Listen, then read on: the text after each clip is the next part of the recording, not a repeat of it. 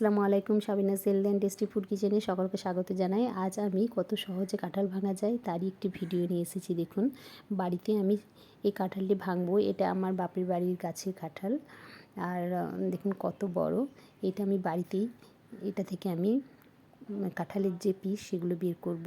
দেখুন, সামান্য সরিষার তেল নিয়ে নিচ্ছি। সচরাচর কাঁঠাল কেউ ভাঙতে চায় না, কারণ হাতে আঠা লেগে যায়, কিন্তু এইভাবে ভাঙলে কোনো মতে আঠা লাগবে না হাতে। দেখুন, সামান্য তেল নিয়ে নিয়েছি, আমি সরিষার তেলই নিয়েছি। এটা হাতে ভালো করে মেখে নিলাম। এভাবে এবার আমি কাঁঠালটি ভাঙছি। দেখুন, কাঁঠালটা একদম পাকা, খুব সহজেই এটা ভাঙা যাবে। আমি পুরোটা ভাঙবো না, সামান্য ভাঙবো।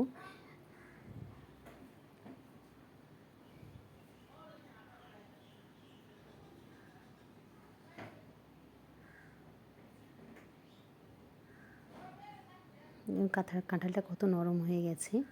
আর আমার বাপের বাড়ির যে গাছের কাঁঠাল খুবই ভালো হয়। প্রত্যেক বছর অনেকগুলো করে কাঁঠাল ধরে, এরকম বড় বড়, আর খেতে খুবই সুস্বাদু। আমরা এমনিতেই কাঁঠাল খেতে খুব ভালোবাসি। আর দেখুন কাঁঠালের কোয়াগুলো কত বড় বড়।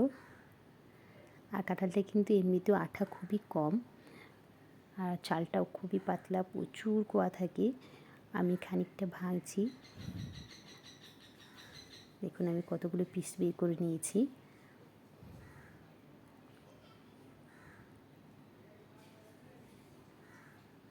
কাঁঠাল দু ধরনের হয়, একটা হয় রসালো আর একটা রস কম, সেটা একটু শক্ত টাইপের হয়। এটা কিন্তু রসালো কাঁঠাল, আর এগুলোই খেতে বেশি ভালো লাগে। আর এই কাঁঠালটি আমার বাপের বাড়ি থেকে এসেছে।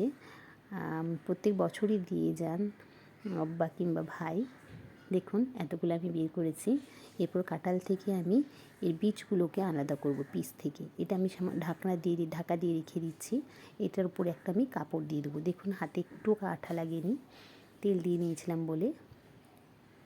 এরপর কোয়াটা থেকে কীভাবে বীজগুলো ছাড়াতে হয় এগুলো আমি প্লেটে নিচ্ছি। খানিকগুলো কাঁঠাল, কত সুন্দর কাঁঠালের পিসগুলো দেখুন। এইভাবে ভেতর থেকে দেখুন বীজটা বের করতে হবে, আর বীজের সাথে বীজের একটা আস্তরণ থাকে, ওটাও কিন্তু বের করে দিতে হয়। ওটা খাওয়া ঠিক না, ওটা খেলে কিন্তু প্রচণ্ড পেটে ব্যথা করে, তাই অবশ্যই ওগুলো বের করে দেবেন। আমি একটু টেস্ট করে দেখছি কীরকম হয়েছে। যদিও জানি কাঁঠাল খেতে খুব ভালো হয়, অসম্ভব মিষ্টি, খেতে খুবই ভালো।